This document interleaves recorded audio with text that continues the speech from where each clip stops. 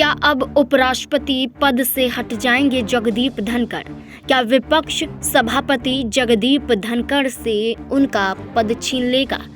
दरअसल जगदीप धनखड़ के खिलाफ लगातार विपक्ष का ये कहना है कि जगदीप धनखड़ राज्यसभा की कार्यवाही को नहीं चलने देना चाहते हैं, बार बार राज्यसभा की कार्यवाही को स्थगित कर देते हैं। इस बीच में बड़े सवाल जगदीप धनखड़ पर दागे गए और इसी को लेकर संसद में जारी गतिरोध के बीच अब विपक्ष राज्यसभा के सभापति जगदीप धनखड़ के खिलाफ एक बड़ा गोला बंद कर चुके हैं। विपक्षी इंडिया ब्लॉक जगदीप धनखड़ को पद से हटाने के लिए अविश्वास प्रस्ताव लेकर आए हैं। विपक्षी गठबंधन ने राज्यसभा के सेक्रेटरी जनरल को इस प्रस्ताव को लेकर ज्ञापन भी सौंप दिया है। जगदीप धनखड़ के खिलाफ अविश्वास प्रस्ताव पर 60 सदस्यों के हस्ताक्षर भी हो गए हैं। जानकारी के मुताबिक बता दें कि विपक्षी पार्टियों ने संविधान के आर्टिकल 67B के तहत उपराष्ट्रपति को पद से हटाने की मांग को लेकर राज्यसभा में प्रस्ताव पेश कर दिया है।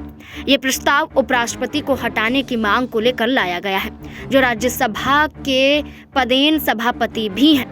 इस प्रस्ताव पर सोनिया गांधी और किसी भी दल के फ्लोर लीडर ने हस्ताक्षर नहीं किया है।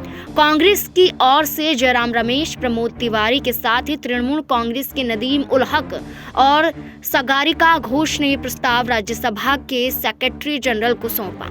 विपक्षी पार्टियों ने अविश्वास प्रस्ताव में आरोप लगाया है कि उनको बोलने नहीं दिया जाता है, चेयरमैन पक्षपात कर रहे हैं। विपक्षी पार्टियों ने एक दिन पहले का उदाहरण देते हुए कहा कि ट्रेजरी बेंच के सदस्यों को बोलने का मौका दिया गया, लेकिन जब विपक्ष के नेता मल्लिकार्जुन खड़गे खड़े हुए तो उनके बोलने पर आपत्ति जताई गई। अब इस पूरे मुद्दे को लेकर बड़ा ये मुद्दा क्रिएट किया जा रहा है कि राज्यसभा सभापति के खिलाफ अविश्वास प्रस्ताव जारी कर दिया गया है। अविश्वास प्रस्ताव से बीजेपी ने सीधे तौर पर यह कहा है कि ये विपक्ष का षड्यंत्र है। अब देखना होगा इस घमासान के बीच में क्या कुछ यहाँ पर सुलह होता हुआ नजर आता है। दरअसल जानकारी के लिए भी बता दें कि उपराष्ट्रपति को पद से हटाने के लिए संविधान क्या कहता है। उपराष्ट्रपति को पद से हटाने के लिए संविधान के आर्टिकल 67B के तहत कम से कम 50 सदस्यों के हस्ताक्षर से राज्यसभा में अविश्वास प्रस्ताव लाया जा सकता है। नियमों के मुताबिक संबंधित प्रस्ताव 14 दिन पहले राज्यसभा के सेक्रेटरी जनरल को सौंपा जाना चाहिए। राज्यसभा में उपस्थित सदस्यों के बहुमत से प्रस्ताव अगर पारित हो जाता है तो इसे लोकसभा को भेजा जाता है। उपराष्ट्रपति को पद से हटाने के लिए राज्यसभा से प्रस्ताव पारित होने के बाद इस पर लोकसभा की सहमति भी जरूरी होती है। पूरी प्रक्रिया के तहत ही उपराष्ट्रपति के पद से हटाया जा सकता है। अब देखना होगा इस खींचतान के बीच विपक्षी दल क्या अपने मंसूबों में कामयाब हो पाते हैं या नहीं।